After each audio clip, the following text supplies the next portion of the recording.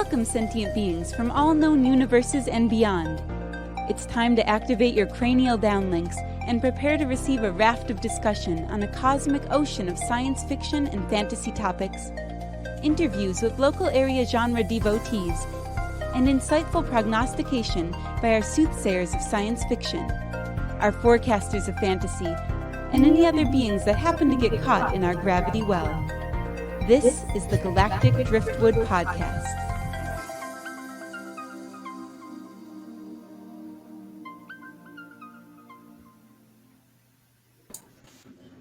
Hello, everyone, and welcome to tonight's special Galactic Driftwood After Dark episode.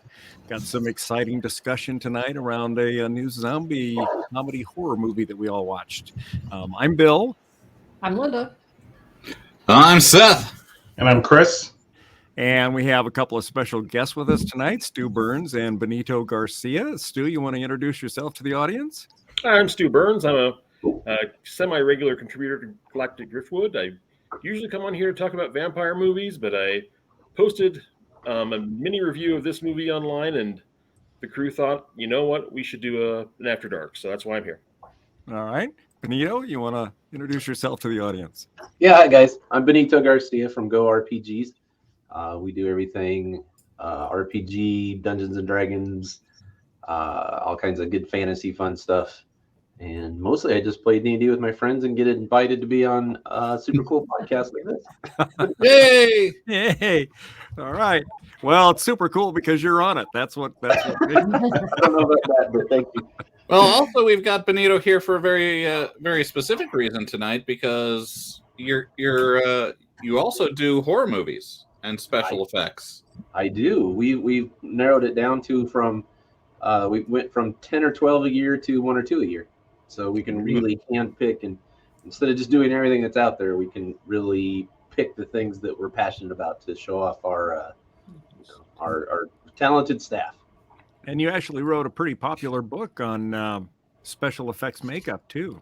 Thanks, I did. It wasn't a how-to book so much as a reference book, so you don't have to go online and sift through a lot of things that you're not looking for. And you can go with the book, you can go directly to whatever it is you're looking for, special or injury-wise, or something that you're trying to replicate in a film. Awesome. And what was the book called again? It's called The Special Effects Guide of Real Human Wounds and Injuries. Nice. All right. And it's really gross. And they're actual physical wounds that people had. These are not just made to look like actual wounds, right? Right, yeah. They're basically medical photos of injuries and things that people have sustained over time. And I put some feelers out, and I got some people to send me pictures also of things that have tragically happened to them. So that we can put those in the book also. I'm sharing a picture of it if you'd like to put it on. Oh, yeah. Let me do that. Here we go. Oh yeah, Linda? Well, I'm posting a link to the Amazon page in our comments. That's what it is. Good job, Seth. Good job, Linda. Nice. Right.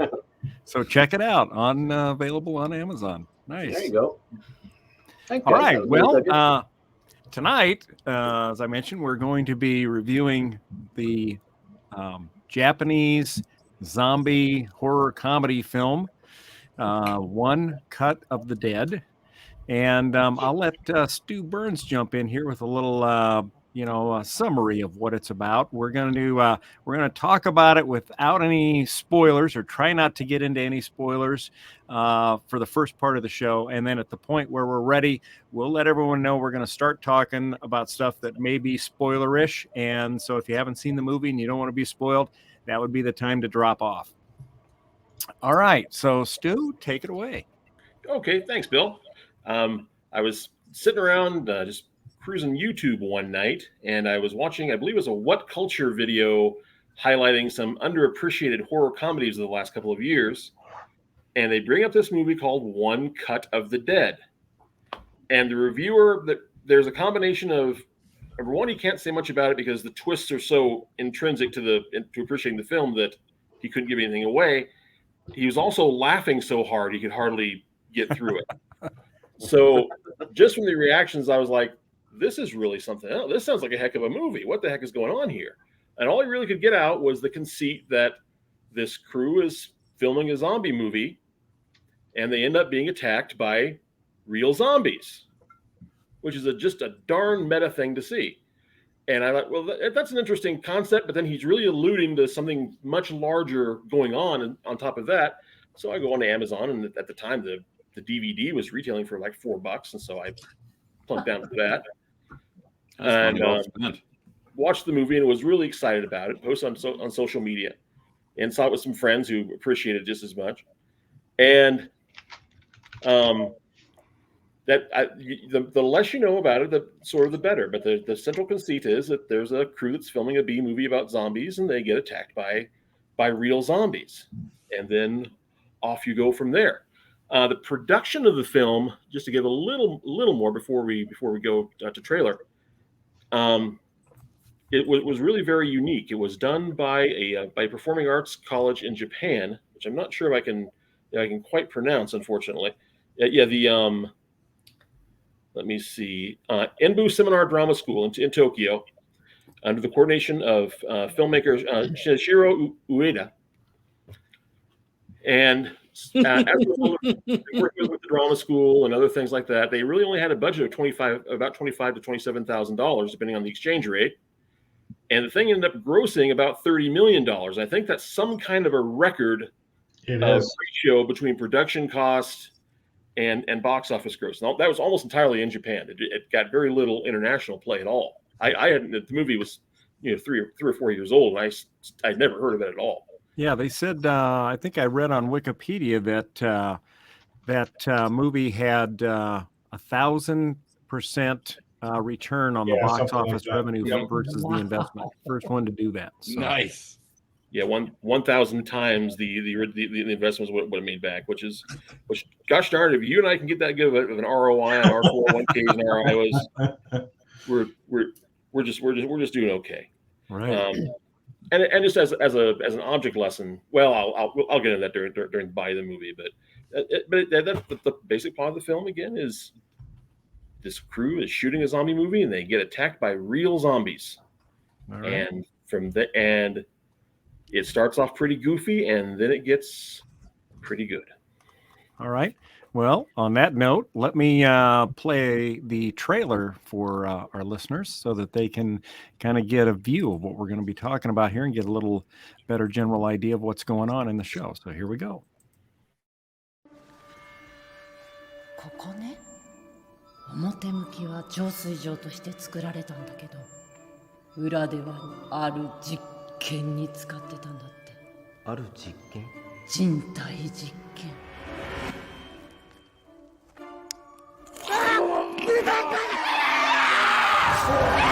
撮影は続ける。カメラは止めない。あの噂が本当だったなんて。最高かよ、おい。血はもう巻き終わった。死の呪文を唱えるとそれはよみがえる。それ？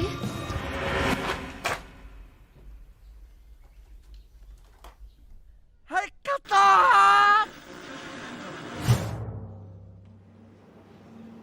ゾンビもので生中継でワンカットやっていただけますか。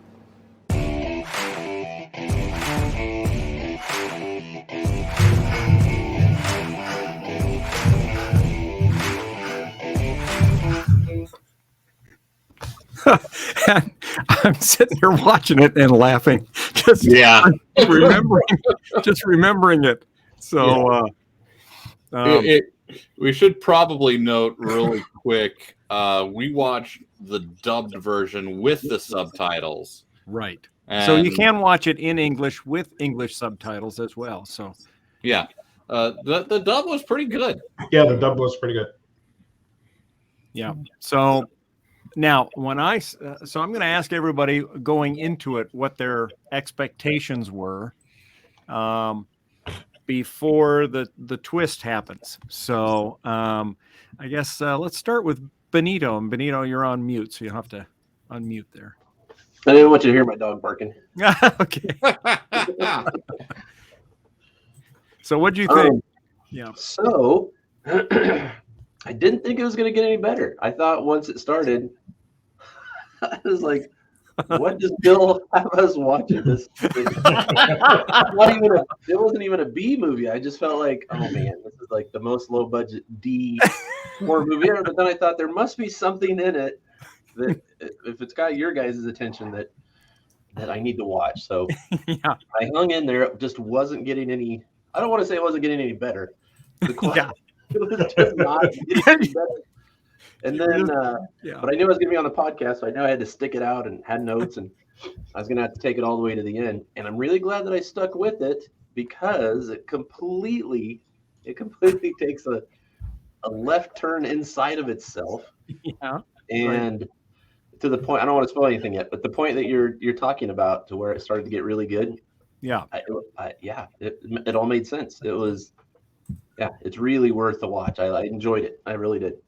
Right. Very pleasantly surprised. Yeah, and you get to see all the actual effort upon effort that went into the whole thing. I mean, it's just kind of mind-boggling once it takes that twist. Yeah, exactly. Yeah. Not yet.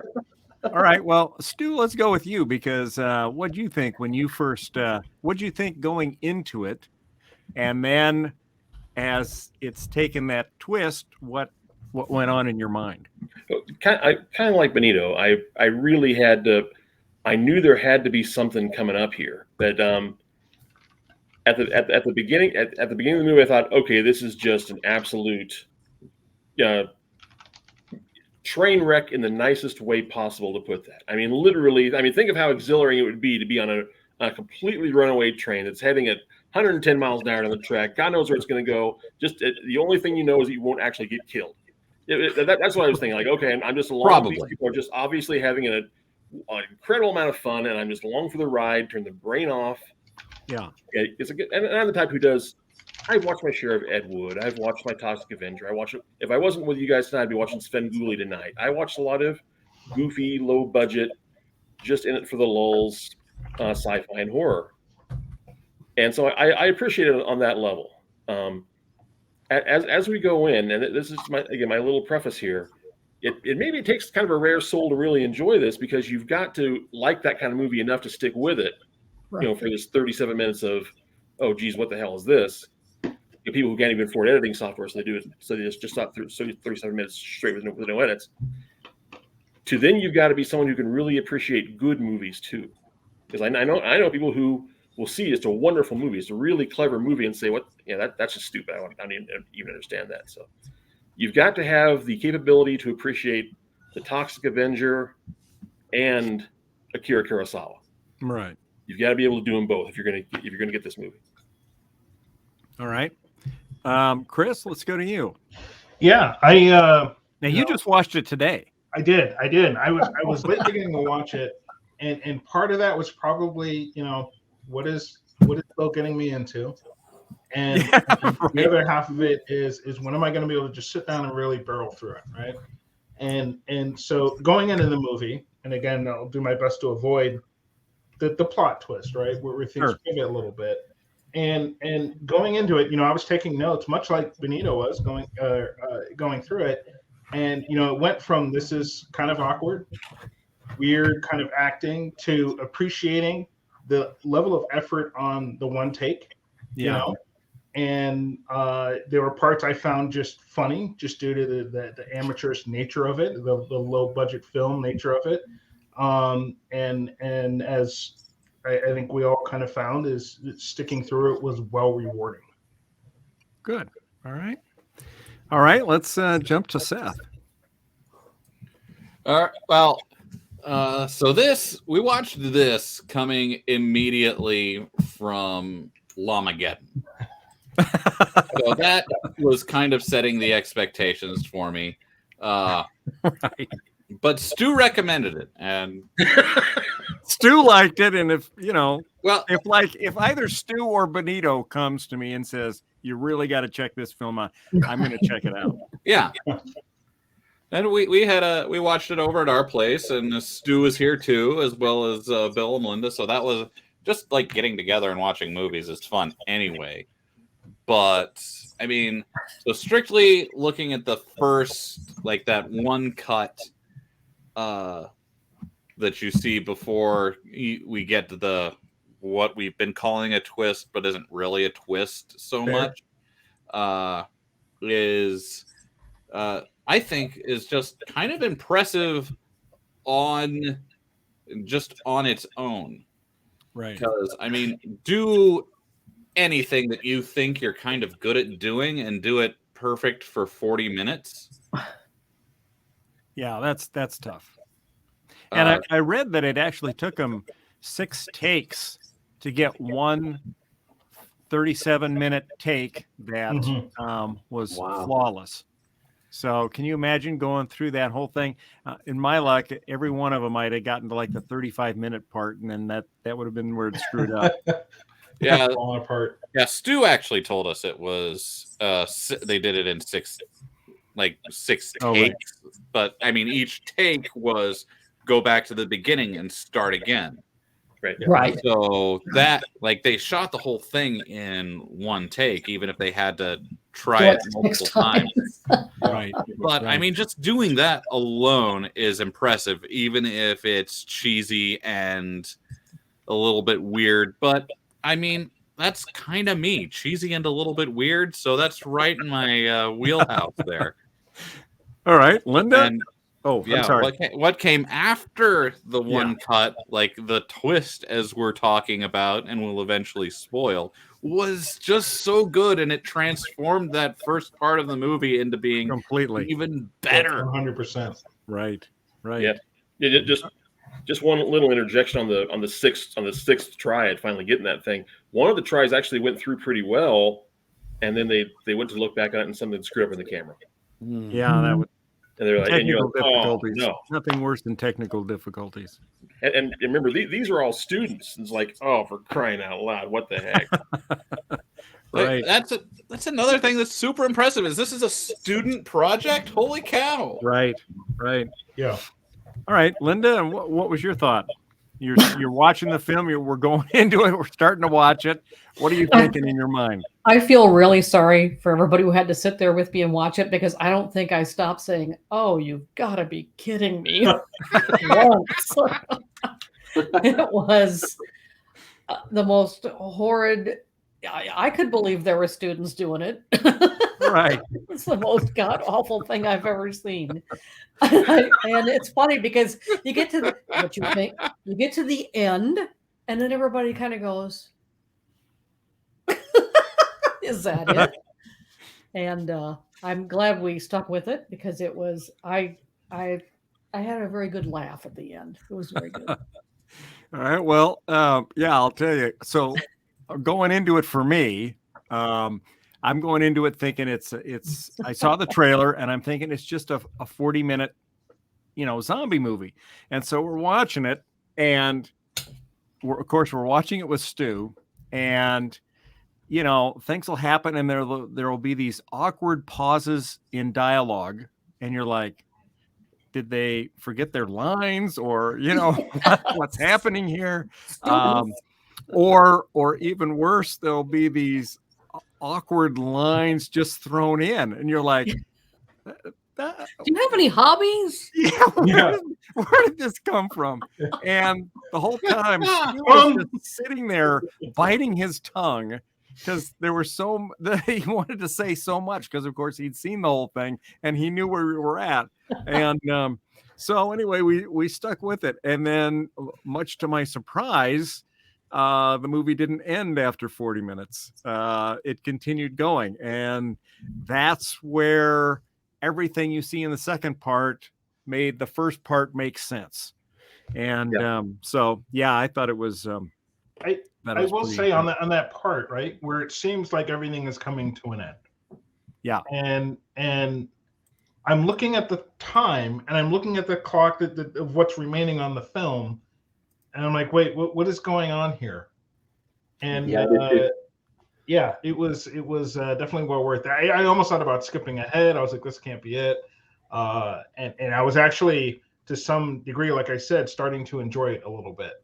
For the amateur comedy type thing that I started to get as kind of a takeaway watching this one take. Right. And so I'd say that this movie does for zombies what Shawarma did for superhero movies. I have not seen Shawarma. Yeah, I haven't either. What's that about, Stu? At the end of the first Avengers movie, they, the credits have completely run, and many of the people have left the theater, and then you cut to a scene of them all having shawarma, and that's how you learn that you do not leave a Marvel Cinematic Universe movie until it's over. Right. Yeah. We just watched the new Spider-Man movie not that long ago, and there are still people leaving the theater. I'm like, what are you people doing? Yeah. The movie's not over yet. Yeah, the credits are rolling, but this is a Marvel movie. You're here for another 10 minutes. Come on. Right. And, before, the term amateur has been bandied about, and so this movie is great in that the first part of it appears amateurish. Right. And that's they meant it to. Yeah, and I can tell definitely not amateurish, and that's why I started to appreciate it for what it was, because it was very much intentional in the things that were done, and some of the actions that were taken, almost blooper reel like. You could tell that, and that's why I kind of started to appreciate it, to keep watching it, because it was like, all right, where is this going to go? And that was my thing too. Is the whole second part of the movie is the justification for what you saw in the first part, and it just kind of, your mind just kind of goes. Pretty much it. Right. Now, I got a question for Benito. As you're watching the first, 40 minutes of this thing, right? What are you thinking of the special effects? Okay, so I've been watching enough and been a part of low budget, horror movies. Some of the films we worked on, the budgets were big, and some of the movies we worked on, the budget's very small. And you try to do the best you can with the budget you have. And as I was watching the beginning part, I thought their budget couldn't have been more than $5,000, and that's special effects and filming and craft services and transportation. The whole 9 yards is where I thought we were at. And I kept watching, and I was critiquing, and I was like, God, they only bothered to put the makeup on the front of the face and nothing on the neck and the chest. Everybody forgets, a lot of movies, low budget, they forget to do makeup on the bottom of the hands, but it's on the top. And they only do it where the shirt sleeve stops, but if the shirt sleeve goes up. So I was catching all that stuff. And I was just thinking, and I try not to critique. I really try not to, because I want to enjoy a movie. So I can't be too critiquey. But this first half of that movie was so in your face that this is low budget. We want you to know this is low budget. Even though it's not, I was just laughing. I hung in there, but I really thought the whole movie was going to be that way. Right. Well, do we want to start talking about the second half here? Do we want to put out the spoiler warning, or? Yeah, I think this is the Stu, spoiler I think you're warning. Stu's muted. Hang on. Yes. I'm unmuted now. That's the story of the world since 2020. I'm now unmuted. Before we go to spoiler free, just one thing to say before folks who haven't seen the movie yet sign off, if they so wish. Because I'm a big movie crier. This movie, I actually did have there is a little bit of tears going on here. I'm just going to leave this out there, tantalizing for folks who are signing off. If you are a father to a daughter or a son, and you've got something you want to say to them, tell them how proud you are of them and all the things they're capable of that you don't think you've ever said to them, say it now. Take this weekend. This is the time to do that. You won't regret it, and it's just the best thing in the world. All right. Well said. We need a spoiler warning screen that we can put up with our new software here. All right, I'll make one. I was looking on. I was looking on Google, but I don't want to use an image that is copyrighted, so we're gonna have to find one or come up with one on our own. We also need Bill to read the private chat. Just saying. No, I've missed the private chat. Yes, both of you who had the control have missed the private chat. All right. Well, we'll check it out. All right. All right. Let me put this up on here first. So there we go. Warning. Spoiler warning time. Running around like Kermit. Run for the hills. Spoiler Run for the warning. hills. All right. Well, let's shoot it to Benito. So Benito. Yes. So you're 40 minutes into this show. Okay. And now it starts to change. Mm-hmm. And what's happening in your mind? Okay. Well, I figured it out right away, right? I mean, right when it happened. Yeah. I didn't have a what the F moment, like, what am I seeing now? As soon as they did that, I thought, oh, okay, now we're going to go back and see. We're going back in time. Yeah, we're going to go back and see the birth of the idea and the bringing everything together. So I knew we were in for a different film. Like, again, the quality was great now, and it was very cinematography. It's not the right word, but very cinematic as far as, good shots, good angles, good things were in focus. It wasn't shaky cam. Good makeup. Yeah. Yeah, right. So I was really excited actually when that second half came around to get into, now what are we getting into? Because the first part was crazy and that was super fun. But now I'm ready for the story. I'm ready to see how we got to where we're at in the first half of the movie. So I was very excited when that came along. And again, just because the quality was better, I was ready for a better movie. Same thing Chris said. I knew that there was still, as I'm watching the clock, it's like I know there's still another half of a movie to come. Yeah. And so as I'm appreciating that, and then it kicks into, I didn't know, obviously, as you're watching it, I didn't know we were going to get to then see it being filmed. Right. After all the the talk and the production, I was very appreciative of where they went with that. It's a very, very good movie. Yeah, I mean, just the thought of putting that whole thing together and sequencing it just right, and the camera, shooting the series. I mean, yeah. Right. All right. Well, Stu. Stu, let's hop to you. So you're watching it the first time. First, 37, 40 minutes is over, and now what are you thinking? Well, I mean, when the credits come up, I'm befuddled too. I'm like, what the heck are they doing here? I mean, and so then my mind is kind of racing because I knew I had such great advance notice of this thing, and knowing the genre, I'm like, okay, what's the deal? Because the conceit is, that you have making a zombie movie and they get attacked by quote unquote real zombies. Are the credits going to roll and then they're really going to get attacked by other reals? I mean, is this going to step up to that level, or is this going to be an alien terrarium, or what the hell's going to happen here? Right. And then they do what they do. They show all the lead up to the movie and the action, and then all of the foibles they're having to deal with in making this film, and all the improvising they've got to do to make this thing come. And how they pull this off just by the skin of their teeth, and it's a bit of a shocker. And it's also, as I was looking over my notes for this, I was like, okay, what do you compare it to? I'm like, well, like the great Japanese film, like Rashomon, and I'm like, that's dead on, because Rashomon, this one of the probably, if not possibly the seminal film in Japanese cinema, is about telling a story from different angles.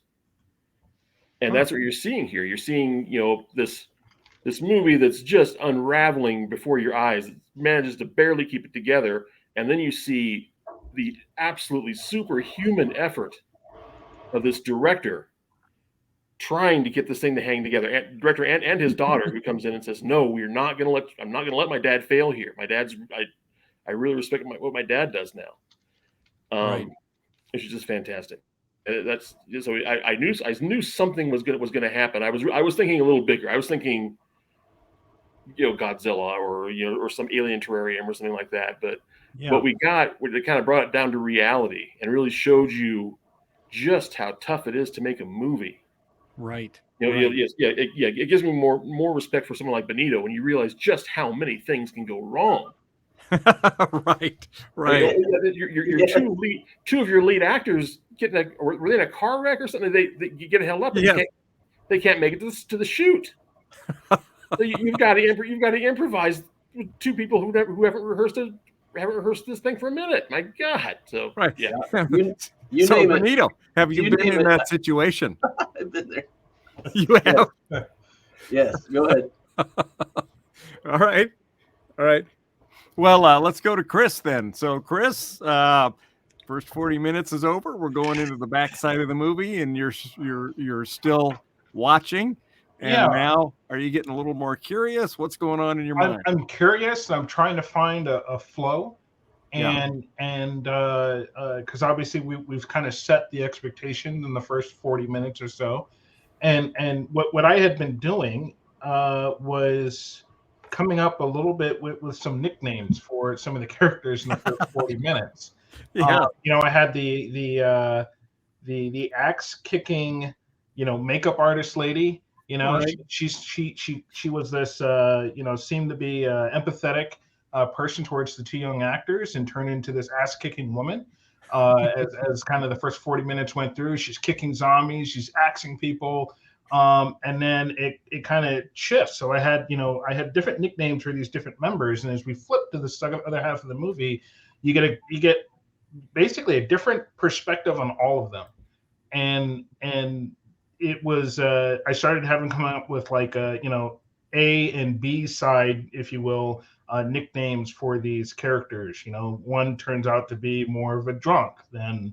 I think I called him like the kung fu zombie. I don't know what he was doing in there, but there were parts where he's like running around like this as a zombie. I've never seen a zombie do that.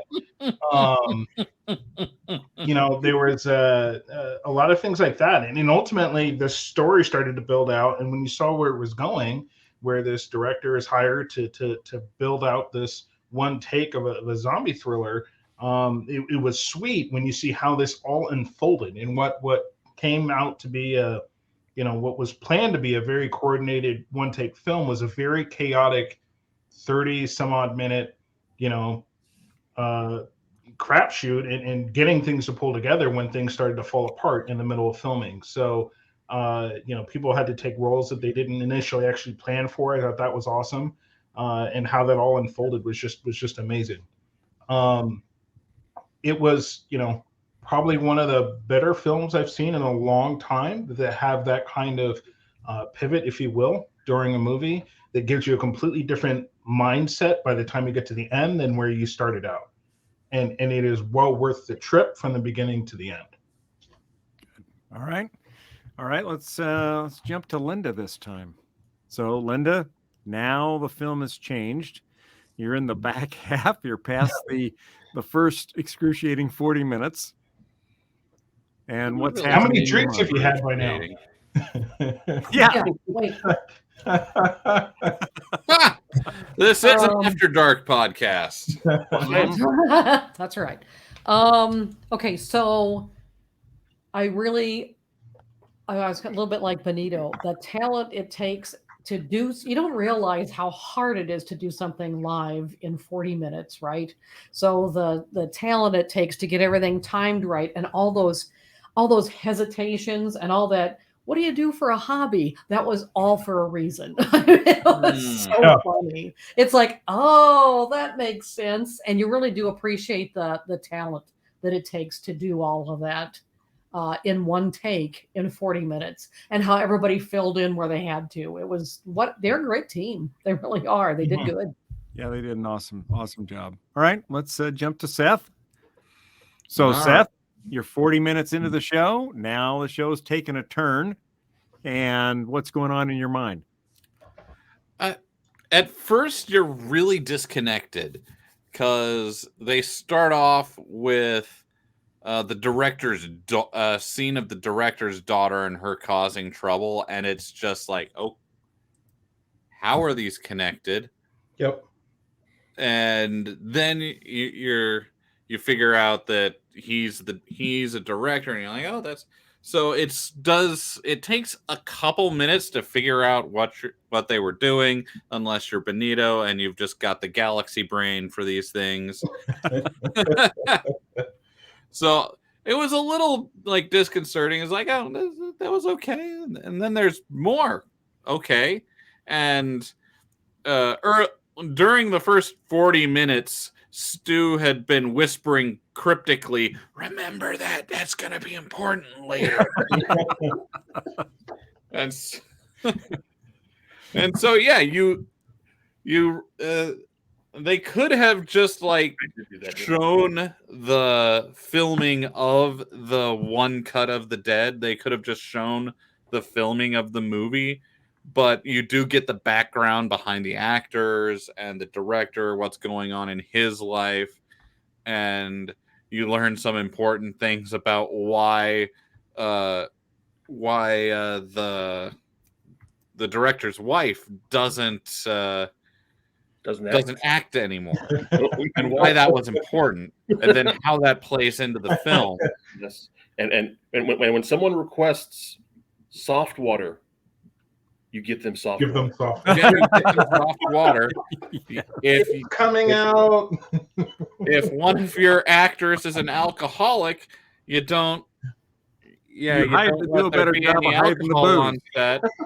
So, like all the things that you noticed watching the first part, each one of them gets explained. The odd pauses, that weird part towards the end where the girl is running and hiding from the zombies, and you see one shuffle in with the dirty leg and then turn around and walk away.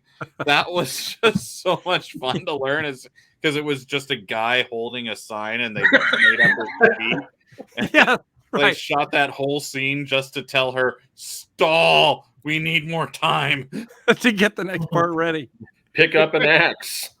Oh yeah, pick up an axe. Pick up an axe. They had to give her an axe. Pick up an axe, and then she goes outside and is like, God has sent me an axe. Yep. I am so lucky. Well, and then and then for me it was kind of first, like Benito said, I see, okay, they're going to go back and we're going to see how this whole thing got started, right? But then you start seeing them actually trying to make this live movie and getting all the parts ready so that they can do it live.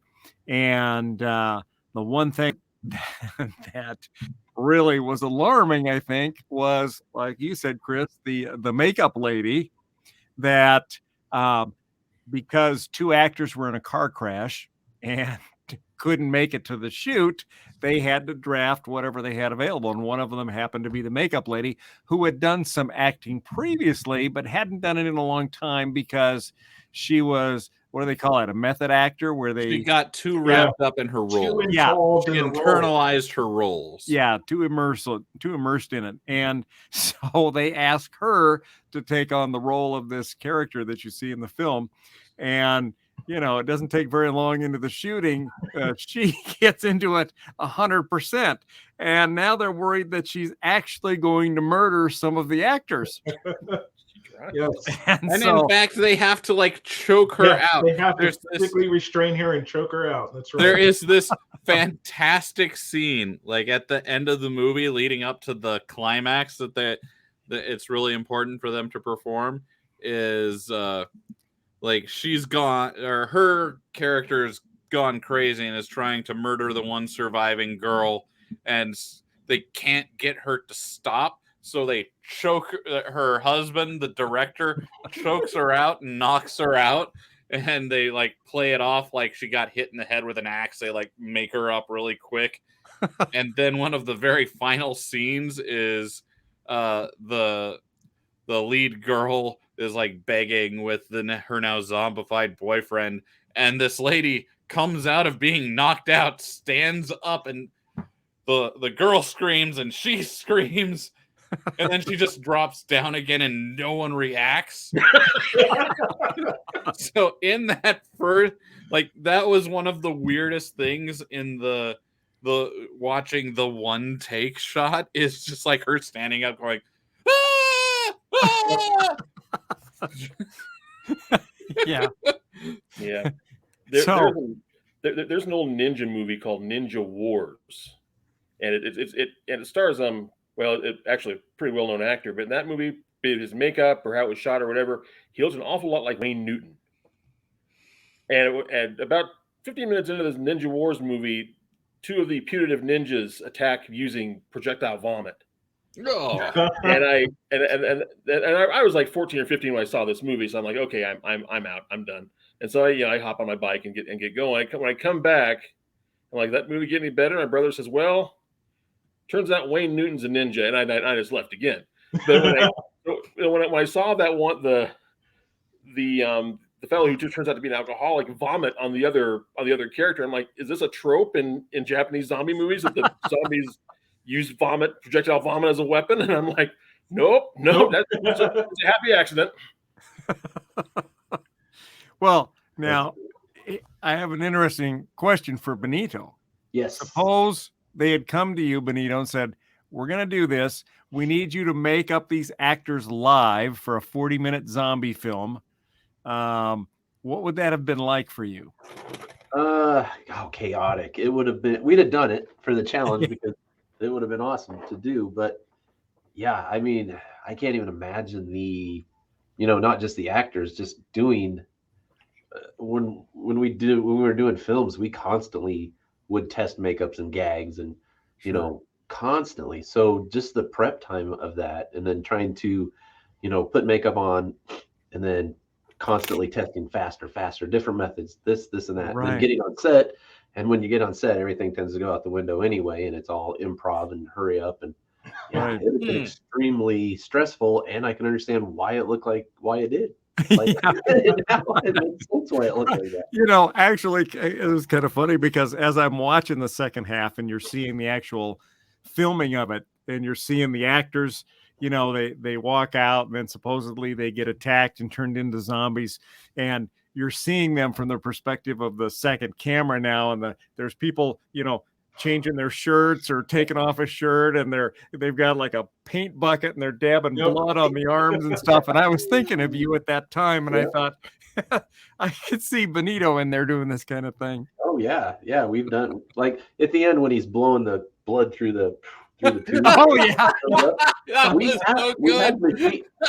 have machines that do that. Yeah, sometimes something happens, or you lose a seal, or that you lose all your pressure in your tank, and there's been plenty of times it looked like I was wearing lipstick because my lips were stained from the fake blood from squirting it through a tube with your mouth. That's so you fun. just don't have a choice. So I've been there for that, for sure. That would be insane. I appreciated, as I thought about it more, I appreciated that. I don't even know if I'm going to get this explained right, but when they're shooting the film being made. So there's the camera here shooting this camera guy who's shooting the film. Yeah. It wasn't just that. They had actually written in, acting points and cue points and of what's happening, of this camera guy filming this guy. And I picked it up. And it's not that I didn't pick it up earlier, but where it really stuck out was when they had the human pyramid. Oh yeah. And that girl kept hopping on and then she'd fall off. Then she'd hop on and fell off. Well, that wasn't real time, or that wasn't an accident. That was a scripted part of, for us watching the film being made to have a suspenseful moment. Are they going to get that shot? Or is she going to keep falling off? What are they going to do? So I appreciate that they actually wrote things in, to the second part of the movie that you're watching, which is supposed to, be the real thing of watching or filming this. I appreciate it the extra mile to, give us some suspense in that area too. Right. And the girl that fell when she was running out of the, I can't remember what she had in her hand. She ran out of the factory and was coming around the corner and just wiped it. Biffed it, yeah.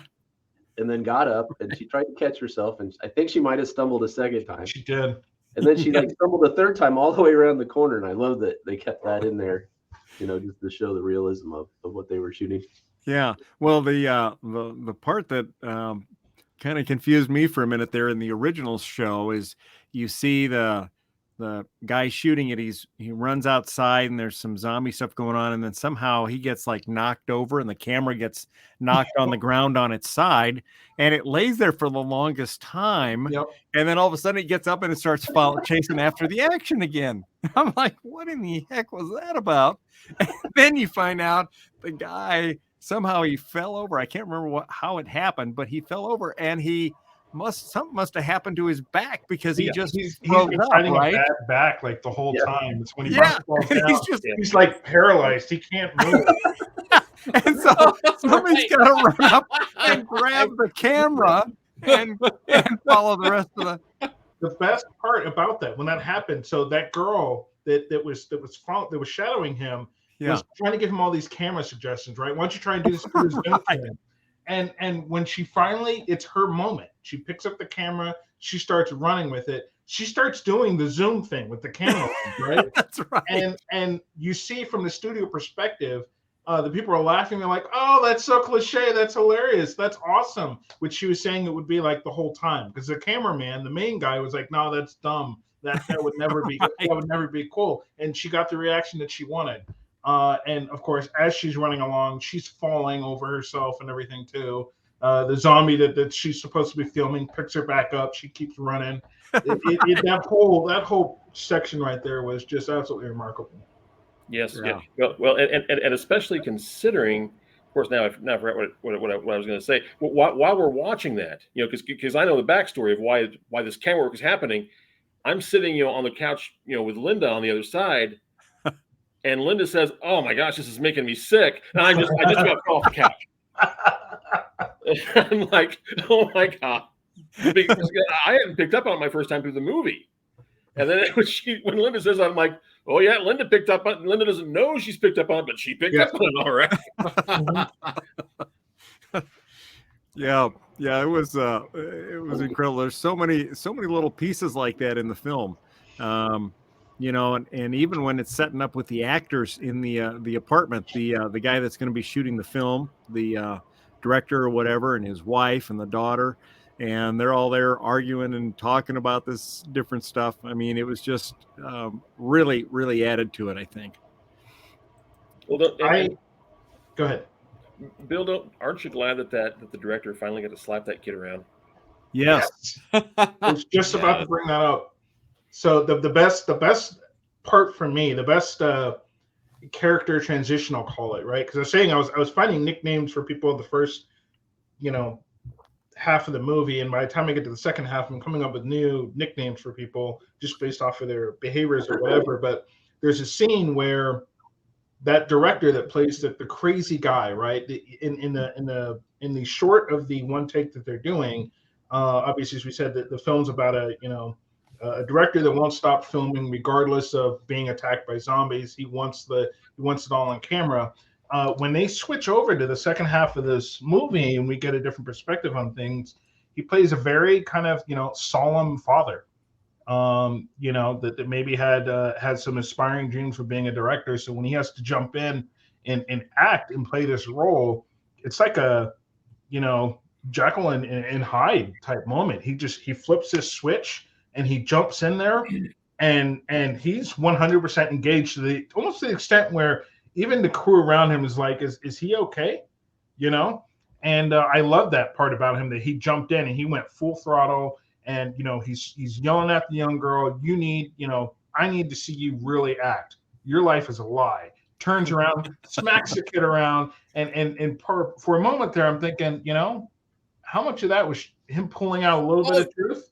Oh yeah, that was definitely the impression I got, is that this was some sort of because he was characterized at the beginning as being someone who is just like you could walk over him and get him to do whatever you want. But then he had to go in there and just go for it or it was over. And he went for it, and it was it definitely came off as a little bit of therapy for the character after you when you get into the second part. You're like, oh, this is him breaking free. Yeah. And there's a part in there where he's challenged by one of the studio executives, right? There's a problem that comes up during filming that has to do with the very last shot, and they're supposed to have this camera arm that goes up and gives them a particular view that looks down. I think Linda was sharing this building of this human pyramid earlier on the stream, and ultimately the executives scrap it, we won't do it. And you see the director regress a little bit and he loses it at first and almost practically yells at the executive saying, hey, no, we need to do this. This is part of the original plan. It's going to make the difference. And his daughter is the one that ultimately steps in and comes up with the plan, and really comes in her own to show that, she shares her father's visions, if you will, of what this artistic thing will be. And so that father-daughter connectedness that Stu kind of was alluding to earlier really comes full circle, and that's really where the feel-good part of this movie comes out, which I was not expecting. And so it was the whole story around those characters, how developed, especially with the father and daughter, was pretty touching. Actually, it really was. Yeah. Now the one character for me that I thought was hilarious was the actor that ended up getting drunk, completely passed out drunk, and the director and the crew have to pull a Weekend at Bernie's kind of a thing with this guy, right? And so there's a part where he just they start to suspect this people are getting turned into zombies, right, as part of the original film, and all of a sudden you see this guy who we know later on is actually passed out drunk, just kind of crash up against the glass of the door, and his hands are slapping it, like he's trying to get in, and we find out later that the director's actually holding his body up there, and they're taking his hands and just slapping his hands up against the thing. But, when I saw it the first time through, I thought, well, that was pretty good. I like that part of it. And then you see later on, it's like, oh my God, this is what they had to do, and why it looks so little strange, but zombifying. I'll interject. We had the same thing happen with us with the lead. Really? So her and her husband had been kidnapped by hillbillies.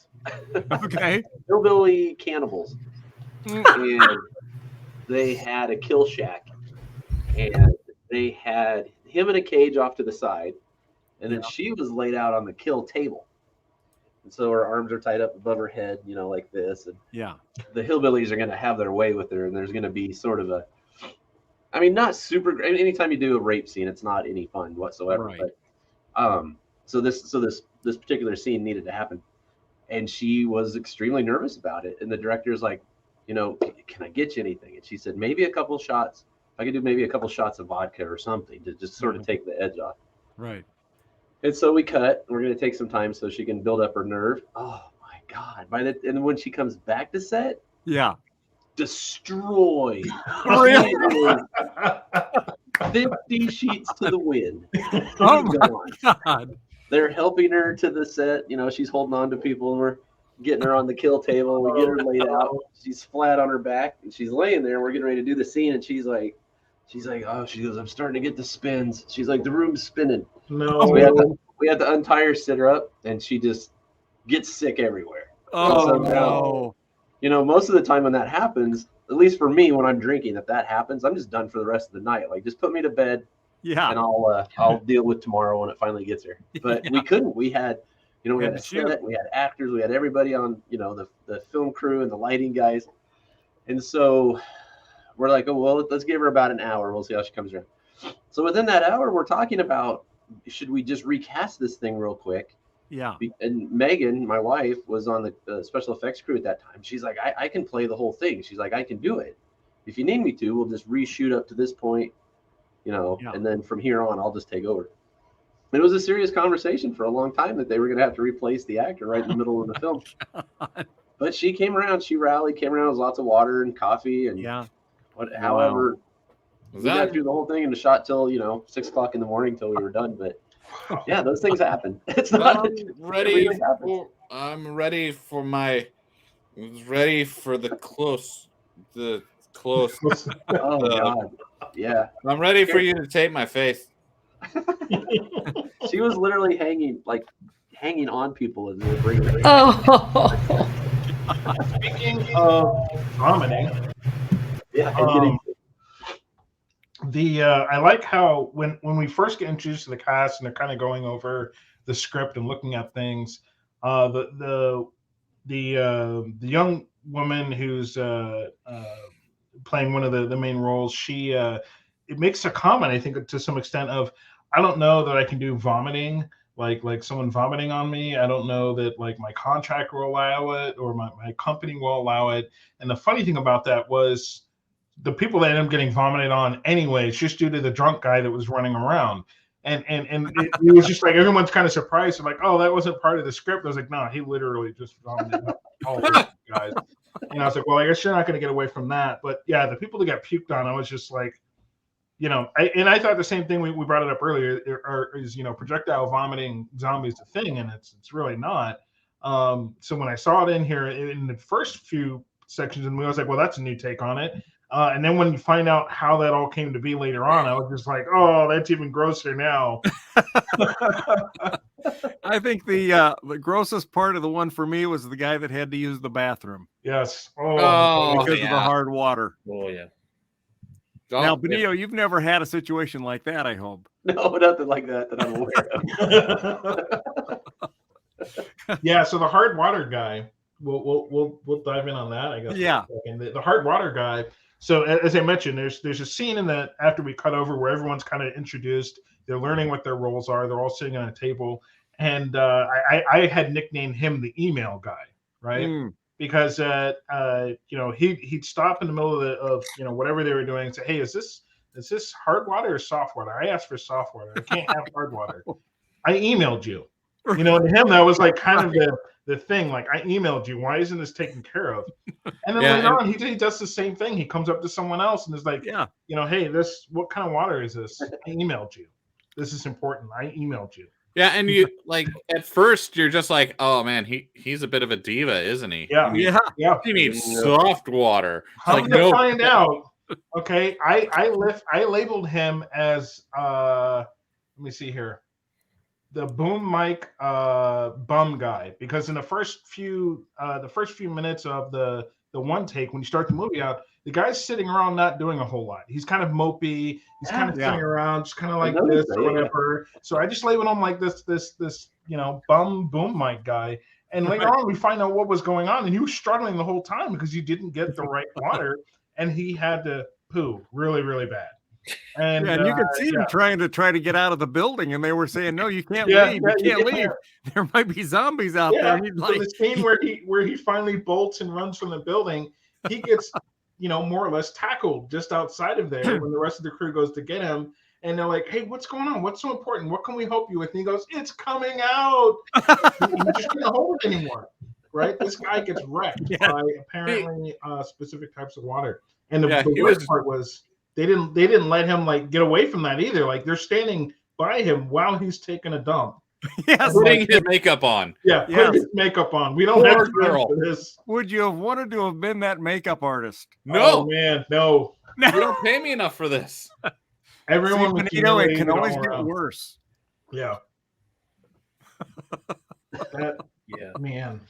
But the show must go on. They did. There's a line that they use to illustrate, you know, what they think of this director, where they say you're fast, cheap, and average. that was his, It was sort of, which I rang a bell for me. That's a paraphrase of what they used to say about Roger Corman, the producer of low budget films in the 50s and 60s. You know, just get it done fast, cheap, and average, or fast, cheap, and on time.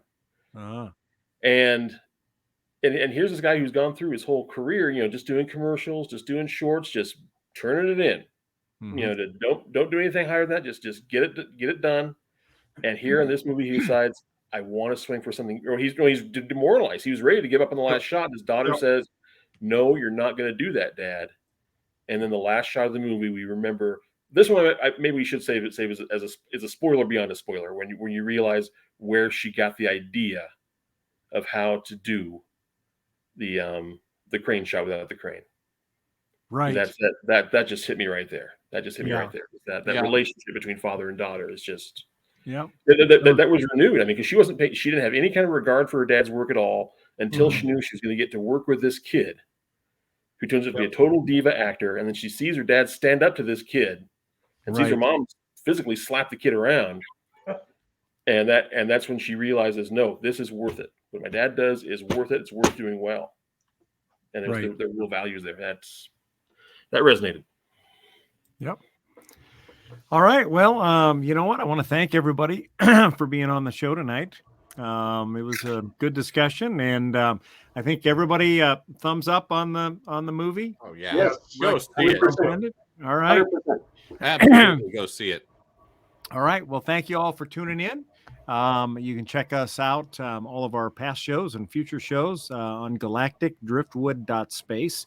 We're on YouTube, the videos, and we have our audio out on all the popular audio streaming platforms, Spotify, Apple Podcasts, Google Podcasts, everywhere you want to get your podcast, we're probably there. So check us out, and we'll look forward to catching you again.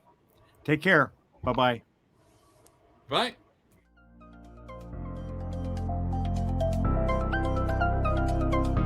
Thanks for listening to this episode of the Galactic Driftwood podcast. For more information and past episodes, please visit our website at galacticdriftwood.space or subscribe to us on YouTube. And now, please deactivate your cranial downlinks, collect your towels, and be sure to watch your step as you exit our gravity well.